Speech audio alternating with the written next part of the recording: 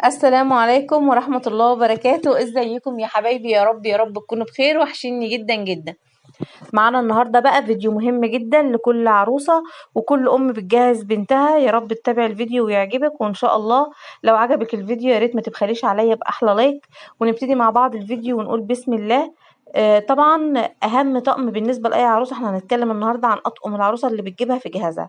اهم طبعا طقم بالنسبه للعروسه وبيشغل بال كل عروسه، واختياره بيبقى صعب جدا والعروسه بتفضل تلف عليه، وهو طبعا طقم الصيني.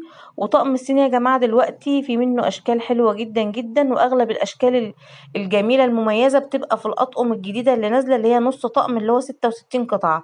بصراحة أشكاله بتبقى مميزة جدا عن الأطقم الكبيرة اللي هي 125، وكمان السعر بيبقى في المتناول لأن أسعار الصيني بقت في ارتفاع شديد. وبصراحة أنا بفضل الطقم النص، يعني أشكاله جميلة وفي نفس الوقت سعره معقول، احسن بكتير من الطقم الكامل. وطبعا ده طبعا بيرجع لكل عروسة هي عايزة تجيب ايه. بس طبعا انا بفكركم ان طبعا من اهم الاطقم اللي بتحتاجها كل عروسة طبعا طقم الصيني. ولو عايزيني ان شاء الله اصور لكم فيديو بالاسعار والانواع، ان شاء الله هعمل لكم فيديو باذن الله. تاني طقم هنتكلم عنه النهارده وهو طقم الشاي او طقم الفطار زي ما الناس بتسميه. طبعا في العرايس طبعا بيحبوا يجيبوه طبعا في النيش. هو بيبقى عبارة عن براد ولبانة وسكرية ومع أطباق جاتوه وسيرفيس للجاتوه.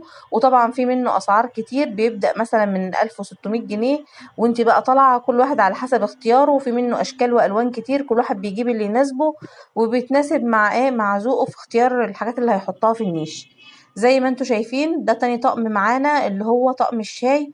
وهنتكلم مع بعض برضو عن أطقم البورسلين. دلوقتي كل العرايس بتفضلها جدا جدا في الجهاز بتاعها، وبقت من الأطقم المطلوبة جدا جدا دلوقتي. وبصراحة أكتر العرايس بتجيبها أكتر من أي أطقم تانية. معانا الطقم البورسلين ده، في اطقم دلوقتي نازله زي الطقم ده بيبقى معاه براد وفناجيل، وده يا جماعه بيمشي ان هو طقم فطار وطقم للمطبخ او طقم عشاء زي ما بيقولوا. وبيوفر عليك لان هو سعره بيبقى قريب جدا من سعر اطقم الشاي، فبيوفر جدا للعروسه لو انت عايزه تجيبيه. ومعانا اطقم البورسلين اللي زي كده بتبقى 24 قطعه، سعرها حلو جدا وهاديه وجميله وشيك. وطبعا بتخش كل البورسلين بيخش فرن وغسالة اطباق وميكروويف وعملي جدا جدا. الطقم ده من الأطقم الجديدة اللي نازلة برضو البورسلين، العرايس بتفضلها جدا جدا. معاها طواجن يعني بيبقى معاها طواجن بالشكل ده، وبيبقى معاها جريلات كده. الجريلات دي طبعا بتستخدم على النار المباشر، بس طبعا بتحطي تحتها شياطة. للأضمن يعني تحطي تحتها شياطة، بس هي عملية وجميلة والبنات كده بتفرح بشكلها. هي شكلها بصراحة يعني كيوت قوي، وبصراحة بيبقى شكلها تحفة في المطبخ. زي ما انتوا شايفين دي كانت بعض من اطقم البورسلين او اطقم البورسلين اللي هي العشاء لاي عروسة، ودلوقتي مطلوبة جدا كل العرايس بتجيبها. من برضو من اكتر الاطقم اللي عليها برضو الطلب لكل عروسة اطقم الاركوبايركس. زي ما انتوا شايفين دي اطقم اركوبايركس، هو احسن نوع فيها وهو المسيطر في السوق اللي هو لومينارك. زي ما انتوا شايفين في منه اعداد كتير واشكال كتير بالشكل ده، وهو فعلا من اكتر الاطقم اللي يعني المسيطرة في السوق وشغال كويس جدا جدا الاركوبايركس.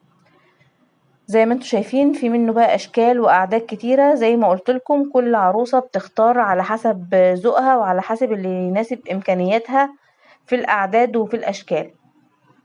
من الأطقم المهمة جدا برضو لكل عروسة أطقم الأركوبال، في أركوبايركس وفي أركوبال. دلوقتي يا جماعة العرايس بدأت تخف من الأطقم، في ناس بتاخد الأركوبال وفي ناس بتاخد الأركوبايركس وفي ناس بتاخد البورسلين. فبصراحة وفي ناس بتجيب كله، ده على حسب إمكانيات كل واحد.